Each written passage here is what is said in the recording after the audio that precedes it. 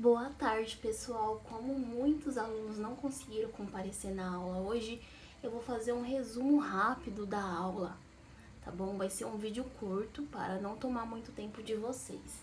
Então, eu vou tentar ser ágil nas explicações. Vamos começar? A aula de hoje eu expliquei sobre expressões idiomáticas, parábolas e figuras de linguagem. Expressões é só para complementar um pouco a aula, mas o foco, o principal, é parábolas e figuras de linguagem. Então, vamos lá? Expressões idiomáticas são porções de frase cujo significado ultrapassa o sentido literal das suas partes. Significam mais do que a interpretação das palavras que as compõem, implicando uma leitura contextual. São comumente utilizadas na língua informal, estando algumas muito enraizadas na cultura linguística dos falantes. São aplicadas também em discursos formais. Resumindo, então, expressões idiomáticas, elas são palavras de duplo sentido, não exatamente de duplo sentido, mas que através de uma traz o significado para outra. E como já diz aqui no resumo, enraizadas na cultura linguística. Então, cada estado, cada região, cada povoado, cada comunidade usa uma expressão diferente e muitas das vezes a gente não conhece. Então eu vou usar alguns exemplos de umas que usamos bastante. Gosto muito de trabalhar com imagem, já que muitos alunos são visuais, assim como tem bastantes alunos ouvintes, então eu tento misturar um pouco de tudo para vocês absorverem melhor os conteúdos.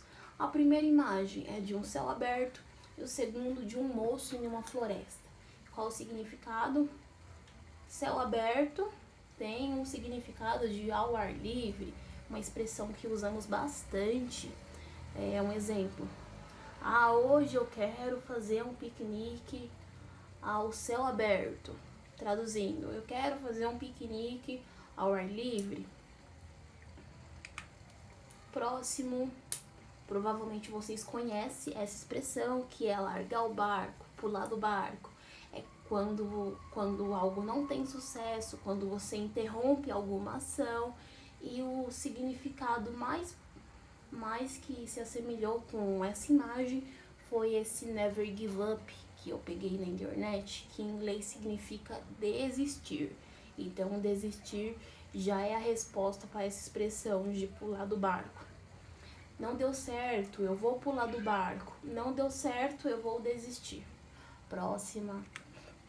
Essa daqui, provavelmente pela imagem, vocês já conheçam. O moço tomando um banho de água fria, pela expressão dele, não é uma água quente, não é uma água morna.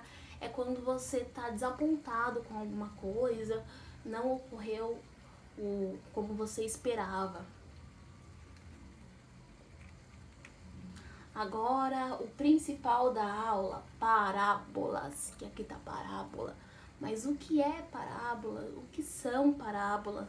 O pastor explicou no culto passado, falou sobre algumas parábolas de Cristo, só que eu já tinha preparado esse plano de aula, olha que bênção. Então, vamos lá. As parábolas são muito comuns em literaturas e consistem em histórias que trazem algum ensinamento de vida ou lição de moral, possuem simbolismo onde cada elemento da história tem um significado específico. Algumas das parábolas mais famosas são as parábolas bíblicas, especificamente as parábolas de Jesus, que eram histórias com elementos comuns da cultura daquele tempo e tinham como objetivo ensinar coisas sobre o reino de Deus. Então, as parábolas são muito comuns em livros clássicos, literaturas infantis, fábulas, livro onde abstratos são os personagens principais. A minha parábola preferida quando eu era criança era da cigarra e da formiga. Enquanto a formiguinha estava ali trabalhando, estava ali se esforçando, a cigarra só ficava ali cantando. E essa história infantil traz uma lição de moral muito bonita. Existem várias, mas essa foi a que mais me marcou na minha infância.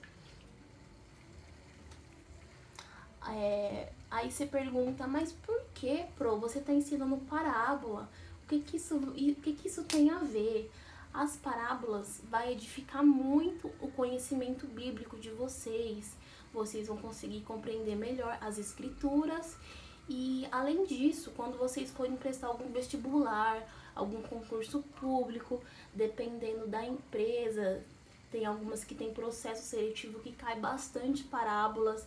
Então, olhando por esse lado, vai edificar ambas partes, porque além de vocês conseguirem entender melhor as parábolas de Cristo, o significado, quando vocês forem prestar alguma coisa para a vida, algum concurso, alguma prova, sabe lá Deus o que vocês vão prestar, vocês vão lembrar desse ensinamento, ok? Aqui eu usei um exemplo bíblico da parábola da ovelha perdida. Eu não estou com a minha Bíblia agora aqui, mas eu vou resumir.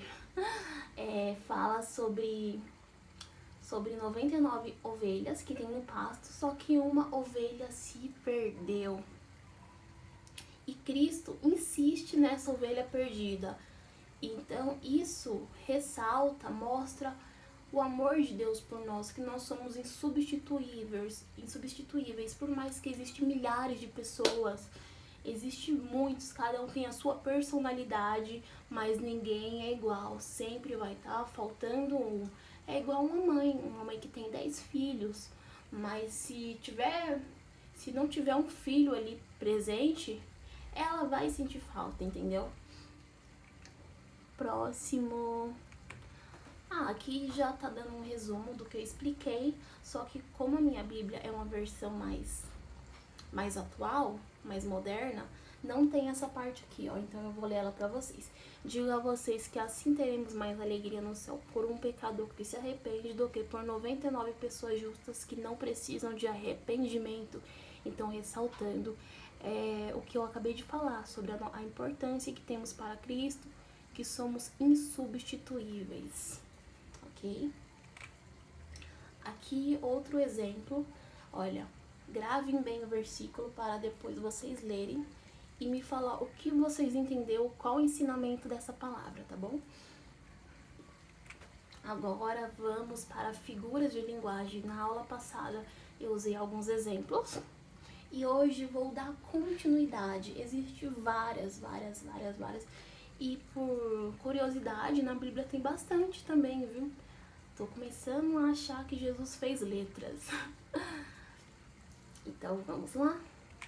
O primeiro exemplo que eu coloquei aqui para vocês é esse aqui, que tem duas mulheres à direita, e deduzindo, provavelmente essas mulheres à direita chamou essa mulher da esquerda de fofoqueira. E ela respondeu: fofoqueira não, querida, eu sou produtora de biografias orais não autorizadas. Então, em vez de ela usar uma linguagem mais formal para falar assim, eu gosto de falar da vida alheia, eu gosto de me comunicar, sei lá, falar das pessoas, né? Ela usou essa frase para amenizar. E isso tá muito comum, tem vários vídeos, vários memes na internet que as pessoas, tipo, amenizam situações, sabe? Vou usar um exemplo aqui.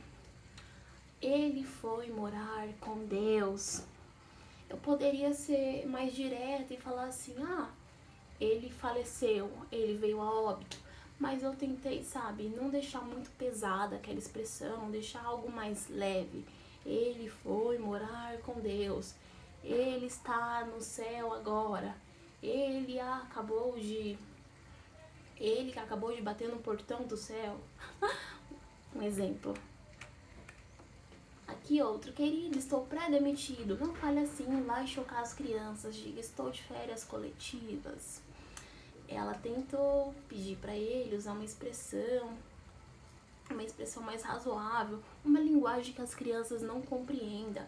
Estou de férias coletivas, que provavelmente não existe, né? Férias coletivas. Poderia existir, mas não existe. Agora, o hipérbole, que é o oposto, é o contrário de eufemismo. Eufemismo é para amenizar, para diminuir, e hipérbole é para aumentar. São expressões exageradas que nós brasileiros usamos muito. Aqui vai um exemplo. Chorei um oceano de lágrimas lendo esse livro. Aqui tá a expressão exagerada. Não tem como nós chorarmos um oceano de lágrimas. Nós usamos muito isso. Outro exemplo, estou morrendo de sede, estou morrendo de dor. Às vezes é uma dorzinha simples, uma dorzinha no braço, uma dorzinha de cabeça, e a gente já usa todo esse exagero na fala. Outro exemplo, eu morro de rir quando assisto esse filme.